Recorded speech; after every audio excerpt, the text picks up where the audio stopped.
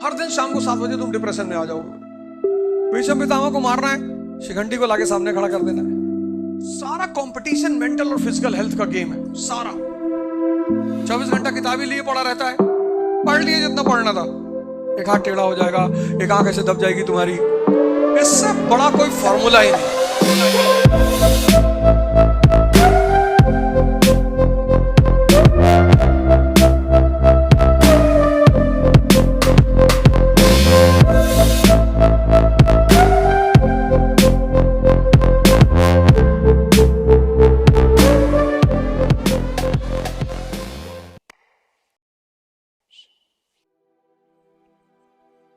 Competition, अब दोनों में बहुत फर्क है। एजुकेशन क्या करेगी? समझदारी पैदा करेगी, साहस पैदा करेगी, क्यूरियोसिटी, जिज्ञासा पैदा करेगी। Education is different, competition is different. दोनों के काम अलग अलग हैं, दोनों को मिक्स मत करना। अक्सर तुम दोनों को मिक्स कर देते हो, अक्सर तुम दोनों को मिला देते हो। पढ़ रहे हैं, पढ़ना है ही नहीं, पढ़ लिए जितना पढ़ना था। एजुकेशन युद्ध है। मैं तुमको बहुत बड़ा एग्जांपल देता हूं, सॉरी, कंपटीशन। तो एजुकेशन का काम क्या है? एजुकेशन का काम है तुम्हारे अंदर जिज्ञासा पैदा करना, क्यूरियोसिटी। एजुकेशन का काम है तुम्हारे अंदर समझ पैदा करना, अंडरस्टैंडिंग। एजुकेशन का काम है तुम्हारे अंदर साहस पैदा करना, डेयरनेस। ये सब एजुकेशन का काम है। और अगर ये सारी चीजें पैदा हो गई तो भगवान की स्थिति में आ जाओगे। Example, doctor B R Ambedkar, उससे बड़ा कोई एग्जाम्पल ही नहीं। अब की बार 14 अप्रैल को उनका बर्थडे जब आएगा तो एक दूसरे को किताब गिफ्ट करना, उस पर लिखना by doctor B R Ambedkar, फिर किसी को गिफ्ट कर देना। क्योंकि उनके हाथ में हमेशा क्या होता है? किताब होती है। उस आदमी ने अपनी तकदीर बदली किसके बल पे? किताबों के बल पे। तभी तो उन्होंने कहा शिक्षा शेरनी का दूध है। अगर शिक्षा तुम्हारे अंदर ये सारी चीजें पैदा कर ले गई, देखो उन्हें समझना है, धर्म को समझना है क्या है धर्म। समझ तो इतनी ज्यादा है उस आदमी के अंदर। साहस, ये नहीं मानता मैं, पुरानी परंपरा रीत रिवाज नहीं मानता, जाओ जो करना है कर लो। साहस नहीं है? तो फिर उस आदमी ने पूरी दुनिया में जितने लोग परेशान थे, जाति नहीं, सिर्फ दलित परेशान है, ब्राह्मण नहीं परेशान है, मुसलमान नहीं परेशान है, तो दुनिया में जितने भी लोग परेशान हैं, सबके लिए डॉक्टर अंबेडकर ने कहा कि अगर तुम अपनी परेशानी से बाहर निकलना चाहते हो तो ज्ञान को पकड़ लो, सबसे प्यारा रास्ता है।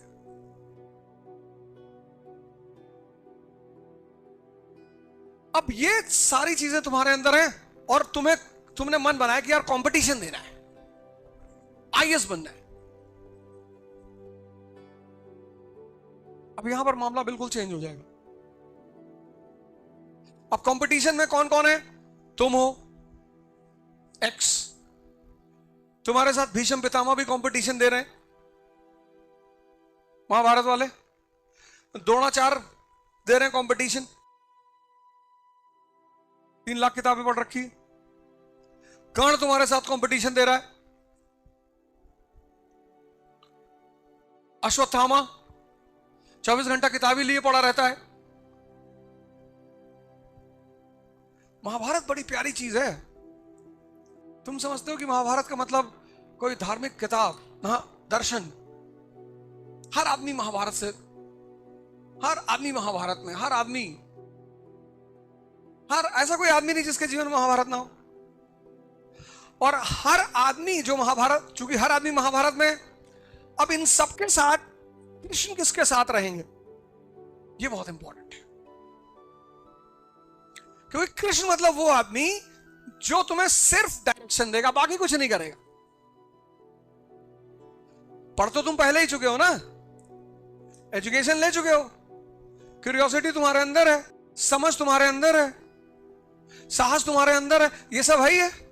लेकिन अब तुम कंपटीशन में कूद पड़े, और कंपटीशन में तुम्हें क्या चाहिए? डायरेक्शन चाहिए। क्योंकि इनके पास भी तो है समझ, साहस।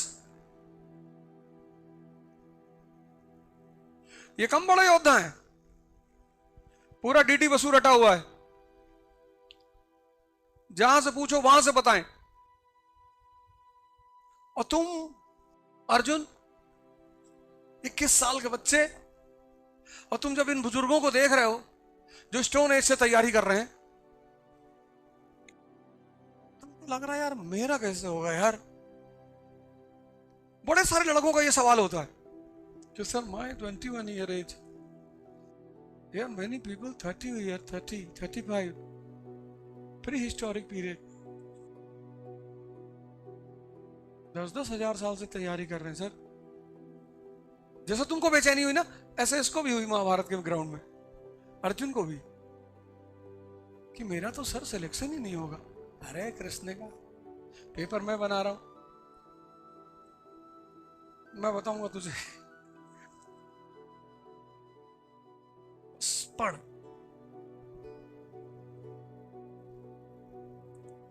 कोई भी कंपटीशन हो, कोई भी, तुमको अगर एक आदमी मिल जाए जो तुम्हें दिशा सही दे दे,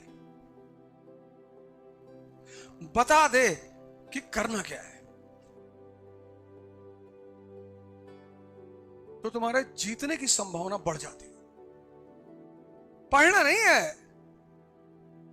अब क्या पढ़ना, ग्रेजुएशन कर लिए, पोस्ट ग्रेजुएशन कर लिए, आईआईटी करके आए हो, आईएम के प्रोडक्ट हो, फिर पढ़ोगे आगे यहां बैठ के?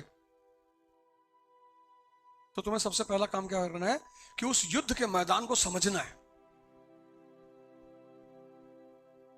कंपटीशन मतलब युद्ध का मैदान, और तुम्हें उस युद्ध के मैदान को समझना है। वो जो तुम्हारा बैटलफील्ड है उसको तुम्हें समझना है, और बैटलफील्ड को समझने के लिए दो सबसे इंपॉर्टेंट चीजें। पहला, सिलेबस।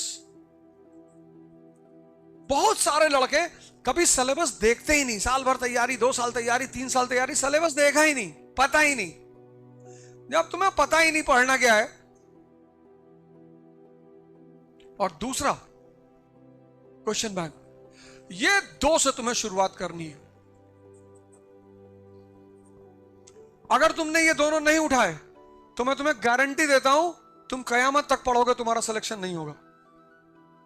और अगर तुमने ये दो उठा लिए, यहां से शुरुआत कर दी, तो भी मैं तुम्हें गारंटी देता हूं कि तुम्हारा सिलेक्शन हो जाएगा। सिलेबस और क्वेश्चन बैंक। अब क्वेश्चन बैंक दो हैं, एक प्रीलिम्स का, एक मेंस का है। पहले तुम मेंस का खरीदो चैप्टर वाइज, मेंस का चैप्टर वाइज। अब तुम्हें गांधी तैयार करना है, गांधी जी का पूरा फ्रीडम स्ट्रगल में क्या कंट्रीब्यूशन है वो तुम्हें तैयार करना है। कांग्रेस पढ़ना है, कांग्रेस का क्या रोल है फ्रीडम स्ट्रगल में। तो अब तुम क्या करोगे, ये क्वेश्चन बैंक पेश कर लिया तुमने, क्वेश्चन बैंक, और फिर लिया इसकी बुक, स्टैंडर्ड बुक जो तुम्हारा टीचर बता दे। बुक हमेशा जो क्लास में टीचर पढ़ा रहा है वो जो बोल रहा है उसको ले लो। पढ़ना यहां से तो मानी सी बात है, पहले किताब उठाओगे, लेकिन अगर पहले किताब उठाए तो पढ़ नहीं पाओगे। पहले उसको उठाओ, पहले उसको उठाओ, और कांग्रेस पे पिछले 10 साल में कितने क्वेश्चन आए हैं सब निकाल लो,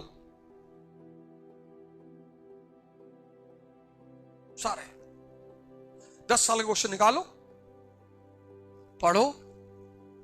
अब तुम्हें पढ़ना है कांग्रेस का पहला चरण, मॉडरेट्स, उदारवादी, दादा भाई नेहरू 1885 से 1905।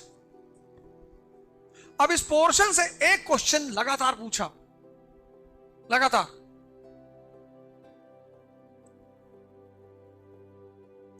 Moderates face of Congress was a failure. जो उदारवादी फेस है कांग्रेस का वो असफल फेस है, पॉलिटिकली फेलियर है। अब तुम्हारे दिमाग में बैठ गया कि अच्छा, पढ़ते वक्त ये पता करना है कि फेलियर है ये लोग, पॉलिटिकली ये फेल है, इनको सरकार ने कुछ नहीं दिया। अब ये तुम्हारे दिमाग में बैठ गया क्या क्या पता करना है, क्या फाइंड आउट करना है? जब मैं कांग्रेस चैप्टर पढ़ूंगा तो मुझे फाइंड आउट क्या करना है? तो फाइंड आउट यही करना है कि कांग्रेस जो पहला चरण है मॉडरेट का, वो चरण राजनीतिक रूप से असफल है। अब तुमने कांग्रेस की हिस्ट्री पढ़नी शुरू की 1885 से 1905, तो जब तुम पढ़ोगे तो तुम देखोगे कि कांग्रेस कब बनी? 1885 में। 1892 का अधिनियम आया, एक्ट ऑफ 1892। किसकी दबाव की वजह से आया? इनकी दबाव की वजह से आया।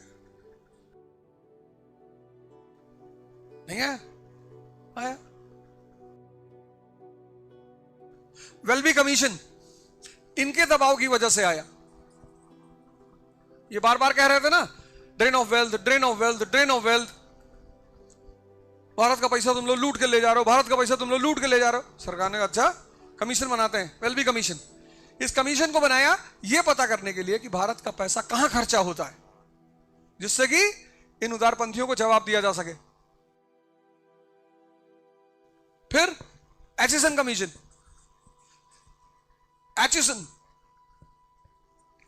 कमीशन किसके लिए? सिविल सर्विस के लिए। ये बार बार मॉडरेट्स कह रहे थे कि हमको भी आईएएस में एंट्री दो, हमको भी आईएएस में एंट्री दो। बोले अच्छा कर लोगे नौकरी? तो ये सिविल सर्विस का रिव्यू करने के लिए 1885, जब भारत के लोग, जब राष्ट्र है ही नहीं, there is nothing called nation. राष्ट्र नहीं है, नेशन है नहीं, there is nothing called nation. राष्ट्र है ही नहीं। 90% लोग गरीब, 90% लोग अशिक्षित,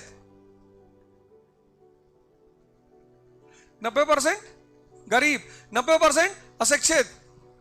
कोई बाहर निकलने को तैयार ही नहीं। पता हो तब तो निकले। अब राजनीति में तुम डीएम बंगले के सामने नारा लगा रहे हो, महाराष्ट्र सीएम हाय हाय, और अकेले खड़े हो।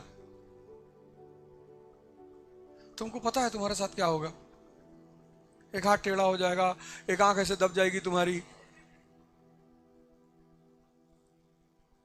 और तुम्हारे साथ 50,000 लोग हैं, तुम नारा लगा रहे हो। सोचो ये बेचारे अकेले नारा लगा रहे हैं, और तब इनको इतनी चीज मिली। ये फेलियर है। इसके साथ साथ इन्होंने बड़े सारे काम किए। उसमें सबसे बड़ा काम किया, भारत की जनता को सिखाना शुरू किया। क्या? मॉडर्न पॉलिटिक्स, आधुनिक राजनीति होती क्या है। ये काम नहीं है।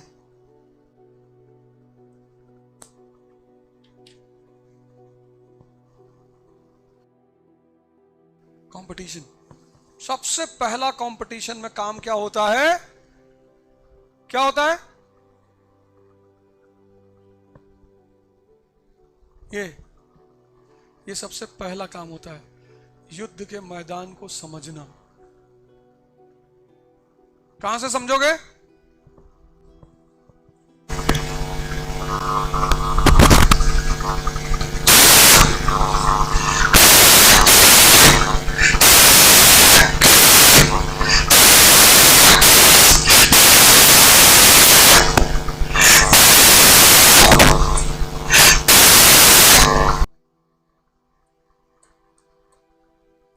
ये पहला काम है। 90% लोग नहीं करते, करते ही नहीं, करते ही नहीं। मैंने तो देखा लोग मिलने आते हैं, 4 साल से तैयारी कर रहे हैं। अंशॉल देखे मेंस का? नहीं सर, नहीं। सऊदी ले जाएंगे, ऊंट के पीठ पे बैठा दौड़ाएंगे तुमको। 4 years I am preparing for 4 years। 4 नहीं, तुम 400 ईयर से तैयारी करोगे तो कुछ नहीं होगा तुम्हारा। तुमको पता ही नहीं क्या पढ़ना है और कैसे पढ़ना है। No sir, I have done 3 coaching, you do 300 coaching. अब रावण को कहीं भी मारो, जब तक तुम उसकी नाभि में नहीं मारोगे मरेगा नहीं? मरेगा। भीष्म पितामह को मारना है, शिखंडी को लाके सामने खड़ा कर देना है, बस सिंपल। भीष्म पितामह अपना वेपन रख देगा, कहेगा हम लड़की का सामने हाथ वेपन नहीं उठाता है। हाँ, यही तो हम चाहते हैं कि तुम रखो, तब मारे तुमको। तुम्हारे हाथ में वेपन रहेगा तब तो मार ही नहीं पाएंगे, पहले तुम्हारा वेपन रखवाएंगे। तो लॉर्ड कृष्णा ने कहा कि शिखंडी को सामने खड़ा कर दिया। हो गया काम। पहला काम, अगर तुम कंपटीशन की तैयारी कर रहे हो, स्पेशली आईएएस की कर रहे हो या किसी की भी कर रहे हो, तो उस युद्ध मैदान को समझना है। और युद्ध मैदान को समझने के ये दो रास्ते हैं। पहला रास्ता है सिलेबस, और दूसरा रास्ता है, दूसरा जो काम तुम्हें करना है कंपटीशन के लिए।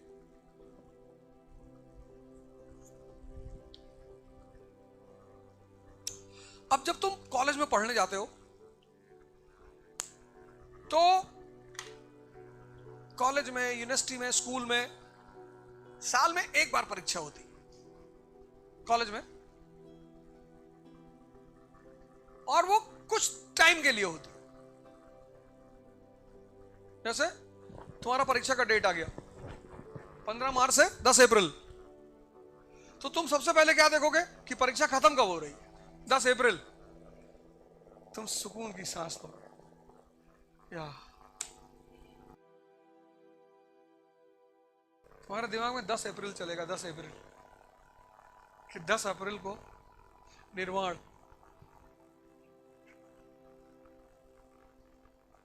लेकिन आईएएस की परीक्षा में लास्ट डेट नहीं होती। तो तुम 10 मार्च से 15 अप्रैल, 15 मार्च से 10 अप्रैल तुम्हारी परीक्षा है, तो तुम 14 मार्च से ही पढ़ोगे। ये हम सब ने किया है। कॉलेज वॉलेज में कोई साल भर नहीं पढ़ा, लेकिन यहां पर डे पढ़ना है। एवरी डे, 365 दिन रेगुलरिटी। ये एक सबसे खतरनाक पहलू है इस कंपटीशन का, रेगुलरिटी। 365 दिन। उसमें भी कुछ लोग क्या करते हैं, जब तैयारी शुरू करते हैं तो पहले दिन 15 घंटा पढ़ते हैं। I have to qualify this year any cost. 15 घंटा। अब तुम 4 रोटी खाते थे पहले, और एक दिन तुमने 50 खा ली, फिर दूसरे दिन 50, फिर तीसरे दिन 50, चौथे दिन तुम आईसीयू में रहोगे, क्योंकि तुम्हारे पेट को आदत नहीं 50 खाने की। ऐसे तुम्हारा मन है, ये भी पेट है। यहां आने से पहले तुम पढ़ते ही नहीं थे,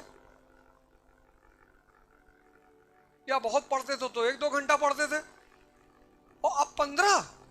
ये भी बेचारा सन्नाटे में है कि क्या हो गया है यार, तुमको बीमार हो। अब तुमने 10 दिन तो ताव में पढ़ लिया। 11 बजे किताब देखने की इच्छा नहीं हो रही है, पढ़ना तो बहुत दूर, देखने की इच्छा नहीं हो रही। देखने की 90% लोगों के साथ होता है ये। दिल्ली आते हैं, बहुत ताव में आते हैं, चश्मा उश्मा लगा के, ऐसे हिंदू हाथ में लिए हैं, न्यूज़पेपर, बाल वाल एकदम कायदे से, और चश्मा उश्मा लगा के, और बहुत सीरियस एटीट्यूड में। और शुरुआत के दिनों में एक दूसरे से डिस्कशन करते हुए कि यूक्रेन या जेलेंस्की, क्या जेलेंस्की, नॉट गुड जेलेंस्की। आता तो कुछ है नहीं, पर 4 बार जेलेंस्की तो बोलना है ना। अगर तुम्हें रेगुलरिटी बनाना, मैं तुम्हें एक फॉर्मूला बता देता हूं, शानदार फॉर्मूला, आज तक मिस नहीं हुआ।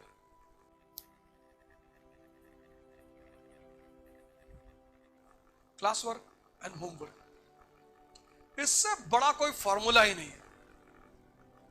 3 घंटा, 3 घंटा, जो 3 घंटा खाओ उसको 3 घंटा हजम करो। तुम में से कुछ लोग क्या करते हैं, सिर्फ क्लास वर्क, ये गायब है, कुछ हजम ही नहीं हुआ। साल भर बाद कोचिंग खत्म हुई, जहां आए थे वहीं खड़े हो, बस थोड़ा सा डिफरेंस आ जाता है कि दो चार वर्ड तुमको आ जाते हैं। प्रियम्बल, हाँ प्रियम्बल इकोनॉमी में, इकोनॉमी में नहीं है, पॉलिटी में। अच्छा पॉलिटी में, हाँ ये सर पॉलिटी में, प्रियम्बल पॉलिटी में। अब दोजा सर ने बताया होगा, वो पढ़ाते ही नहीं। नहीं नहीं, किसी ने तो बताया था। अब किससे जाके कहोगे? एक बार तो वापस पैसा मांग लिए कोचिंग का, कर लिए, खत्म कर लिए, कुछ हजम ही नहीं हुआ। ये जो पहला फेस होता है ये बड़ा चैलेंजिंग होता है। 95% इसको कर ही नहीं पाते। ये पहला फेस है, पहला साल जब तुम तैयारी शुरू करते हो ये पहला फेस होता है। ये थोड़ा सा पेनफुल होता है क्योंकि हजम करना होता है, और हजम करने के सिंपल रास्ते हैं। जो समझे उसको किसी को समझा दो, समझा ले गए तो मतलब समझ गए। लिख डालो, डिस्कस करो, जहां भी खड़े हो पूछो। क्या बोले कि यहाँ चाय पी रहे हो, चार लोग खड़े हो, बोल दो, कहते यार वो वर्सेलिस वाली ट्रीटी क्या थी, मुद्दा ही तो छेड़ना है। तुम छेड़ देते हो राखी सावंत की शादी, तुमको क्या लेना देना है? बेचारी करे ना करे उससे क्या लेना देना, बताओ तुमसे क्या मतलब है? कौन सा तुम्हारा 100 करोड़ का घाटा हो रहा है? जहां तुम्हारा कोई आर्थिक नुकसान नहीं हो रहा उन चीजों को तुम क्यों डिस्कस कर रहे हो? जब भी तुम डिस्कस करो एक बात ध्यान रखना, उस डिस्कशन के पॉइंट से तुम्हारा फायदा क्या है। अगर कोई फायदा नहीं है तो तुम अपना समय बर्बाद कर रहे हो। सलमान खान बहुत अच्छा आदमी है, मान लो बुरा ही है, तो तुमसे क्या लेना देना है? शूटिंग करोगे उसके साथ? नहीं नहीं, ऐसे ही ऐसे।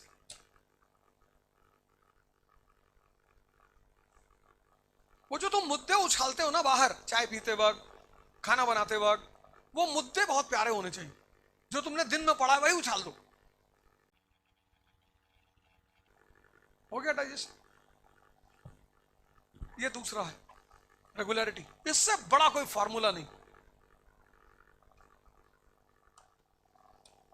ये फेस थोड़ा सा चैलेंजिंग फेस होता है। इस फेस में तुम्हें कोचिंग बहुत काम आती है, बहुत। कोचिंग का काम ही यही है, यही, और कोई काम नहीं कोचिंग का। यही सेकंड फेज को पूरा कराना कोचिंग का काम है, जिसमें सबसे बड़ा काम है तुम्हारा रेगुलरिटी, तुम्हारा होमवर्क, ये सारा काम कोचिंग का। ये सेकंड फेज कोचिंग का है। अगर तुम कोचिंग नहीं करते हो, तुम्हें ऐसा कोई आदमी घर में मिल गया, या तुम सेल्फ डिसिप्लिन आदमी हो, तुम्हें बाहर से डिसिप्लिन लेनी ही नहीं, फिर तो कोई बात ही नहीं। फिर तुम तो कोचिंग ना करो, कोई फर्क नहीं पड़ता। तुम सेल्फ डिसिप्लिन आदमी हो, मतलब तुम्हें बाहर से नहीं चाहिए कोई आदमी जो तुम्हें डिसिप्लिन करे, तुम अपना काम खुद ही करोगे, फिर तो तुम्हें नहीं चाहिए कोचिंग। पर ऐसा 100 में से सिर्फ 2-4 लोग होंगे, सब नहीं होंगे।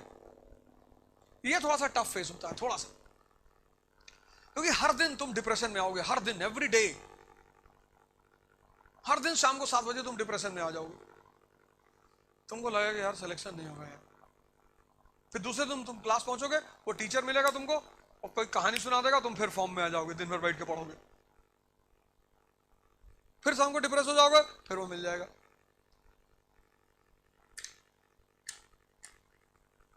और हमारे जैसे टीचर मिल गया फिर तो एयरगन पकड़ा दिया तुमको कि चला 15-20 बार मार निकाल के, और ताव में आ गए। 10-12 गुब्बारे कमरे में मान लिए, उड़ा रहे हैं, ये इसको मारे, इसको मारे, ये बगल वाले चाचा हैं बहुत गाली देते हैं, मारे काम से। एंटरटेनमेंट होना चाहिए लाइफ में, एंटरटेनमेंट होना चाहिए। वो तुम कैसे करोगे तुम डिसाइड करोगे। गुड्डू फोटो लगा ली, 4-5 गोली सुबह उठकर मार दिए, थोड़ा सा सुकून कलेजे को मिला। माफ जिंदगी में किसी को नहीं करना है, क्योंकि ये भगवान की क्वालिटी है, रहीम वही है। हम तो अवध हो जाएं, हम कहां हैं।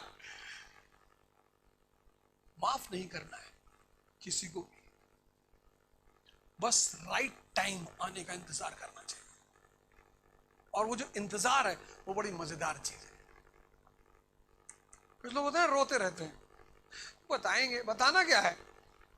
दुनिया में दो ही चीज का मजा है, एक शोषण होने का जब तुम कमजोर हो, शोषण हो रहा है, तुमको मजा आ रहा है, तुम सामने वाले से करो और करो भैया। जिस दिन सत्ता तुम्हारे हाथ में पहुंची तुमने शोषण करना शुरू कर दिया। बस दो ही मजा है, एक होना, लेकिन पता होना चाहिए कि हो रहे हैं, और दूसरा करना। अब तुम तैयारी कर रहे हो, कोई आदमी आके तुमसे डेली कह रहा है सिलेक्शन तुम्हारा नहीं होगा, कितना यहाँ, जब कोई कहता नहीं होगा यहाँ कितना दर्द होता है। और तुम्हें फर्स्ट रैंक आ गई आईएएस में, और वही आदमी भाग कर आया सबसे पहले तुम्हारे पास, और तुमने उससे कहा कि भाई तेरी शक्ल जो है ना डॉबरमैन की तरह है। फिर वो भी मुस्कुरा रहा है कि बड़ी वाली बुआ भी यही कहती है भैया। ये फेस थोड़ा सा चैलेंजिंग है, थोड़ा सा। ये इसी फेस में 90% लोग तैयारी से बाहर हो जाते हैं। अच्छा, एक तो ये वाला फेस करते नहीं है, ये वाला तो वैसे ही डिस्टर्ब रहते।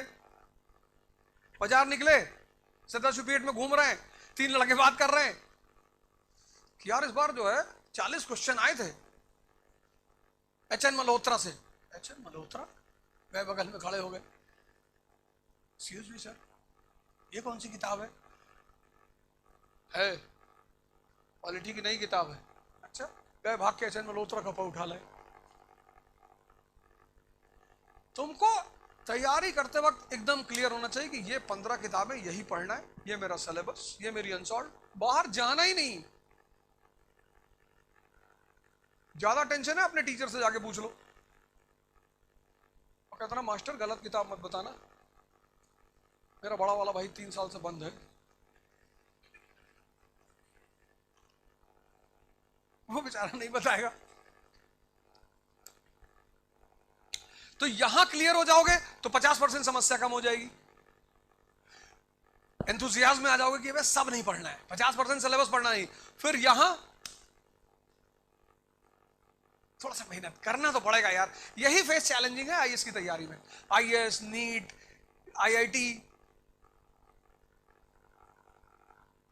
फिर तीसरा फेस, ये बड़ा जानदार फेस है और बड़ा प्यारा फेस है, इसमें आदमी मजा लेता है। ये प्रैक्टिस का फेस, शुद्ध प्रैक्टिस का फेस। ये तो मजेदार फेस है। इसमें क्या करना है? पर डे मेंस के 3 क्वेश्चन लिखने, पर डे 3, पर डे। महीने में कितना हुआ? 60। 10 महीने में कितना हुआ? 600।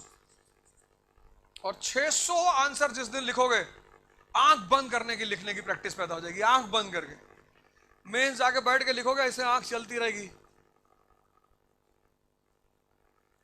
और तुम पीछे मिर्जापुर देख रहे होगे तो आके लिख रहे हो। आदत तुम देखो, जब साल भर गाड़ी चला लेते हो हा? तो फिर कोल्ड ड्रिंक भी पी रहे, गाड़ी भी चला रहे, आदत पड़ गई ना। ये बड़ा मजेदार फेज है, इसमें तुम्हें मेहनत नहीं करनी, मतलब इसमें तुम्हें स्ट्रेस नहीं मिलेगा, टेंशन नहीं मिलेगी, क्योंकि इस वाले फेज में तुम्हारा सब तैयार हो गया। ये तैयारी का फेज है, यहां फालतू वाले काम मत करना। और 1 साल, मतलब जितने लोगों को 2026 में एग्जाम देना है, 1 साल मेरे साथ रहो बस। जो मैं करता जा रहा हूं, वो आज सुबह भी मैंने क्लास में कहा था, मैं तुमको हर महीने पुणे में मिलूंगा, हर महीने। और जो 2-3 चीजें मैंने बताई हैं, वो जो दूसरा टीचर आएगा उसको बोलना है कि सर आप टेंशन मत लो, सर क्वेश्चन दे दो हमें बस, या क्वेश्चन भी तुम ही निकाल लो उस टॉपिक का, उससे कह दो सर इस क्वेश्चन का मॉडल आंसर दे दो सर, कल लाके दे देना सर। मतलब टीचर को तुम मिनिमम बॉदरिंग करो, उसे भी लगे यार कि लड़के परेशान नहीं कर रहे। ये फेस, ये तो शानदार फेस है, मेहनत है इसमें, मेहनत है। प्रीलिम्स 30 क्वेश्चंस पर डे, महीने में 90।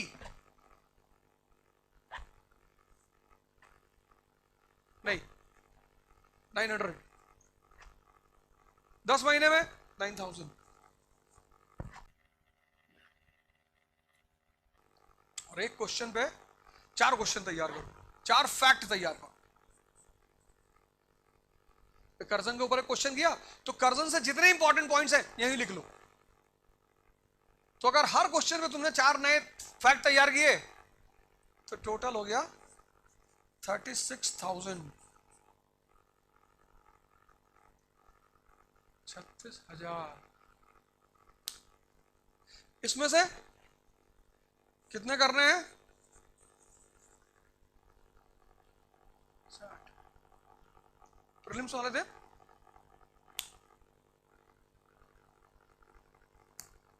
तो बैटलफील्ड, रेगुलरिटी और तीसरा प्रैक्टिस। और एजुकेशन कंपटीशन को उलझाना मत, तुम उलझा देते हो। अब जो लास्ट बात है वो है यार व्यवहारिक सी बात है, मतलब पर्सनालिटी जो है ना, आज मैंने क्लास में भी कहा था, कलेक्टर औरंगाबाद येवले की दुकान के सामने पे खड़े होकर मैच देख रहे हैं, अच्छा लगेगा?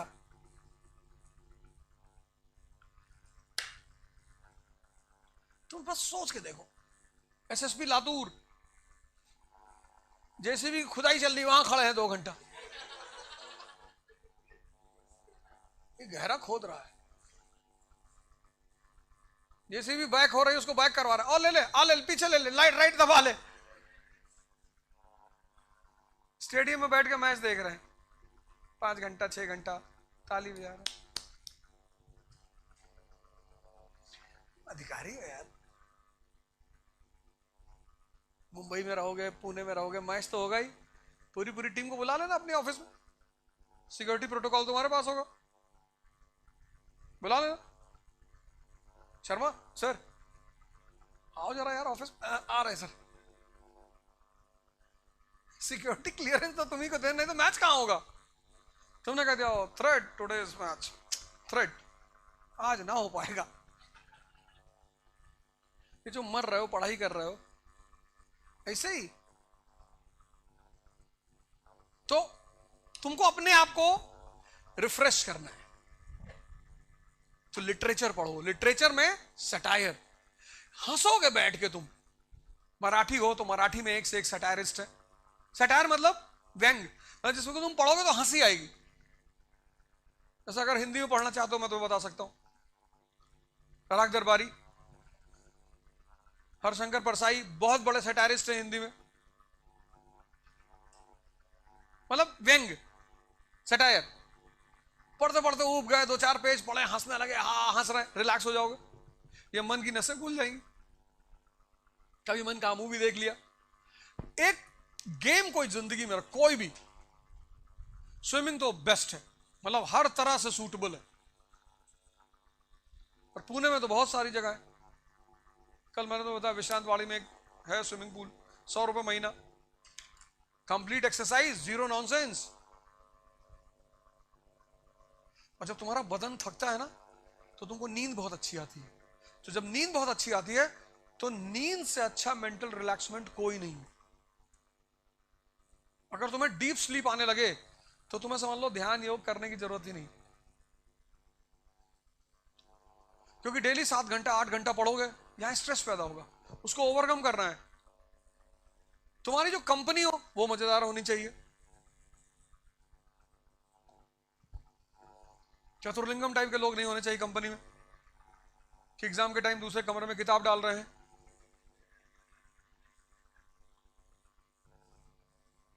अपने मेंटल और फिजिकल हेल्थ का बहुत ख्याल रखना है। सारा कंपटीशन मेंटल और फिजिकल हेल्थ का गेम है, सारा।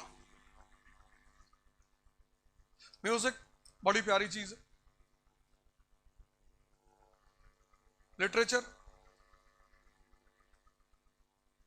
स्विमिंग नहीं है, बैडमिंटन खेल सकते हो, खेल लो 2 गेम, पूरी शरीर शांत। दुर्योधन टाइप के दोस्त नहीं रखने, शकुनी उगनी टाइप के। ये 4 काम कर लो। पहला काम, बैटलफील्ड को समझ लो। दूसरा काम, रेगुलरिटी। और जिसको भी पूना आना है, जो उसको भी लगता है कि 26 का एग्जाम बहुत कायदे से देना है, तो मेरी गार्जियनशिप में दे सकता है। प्रैक्टिस और पर्सनालिटी, ये 4 काम पे तुम 4 चीजों पे काम करो। ये वाला बस थोड़ा सा पेनफुल है, ये वाला है, ये इसी में 95% लोग गेम से बाहर हो जाते हैं, यहीं पे। ये तो कभी कर ही नहीं पाते, यहीं बाहर हो जाते हैं। 15 दिन नहीं पढ़े, 20 दिन नहीं पढ़े, खत्म।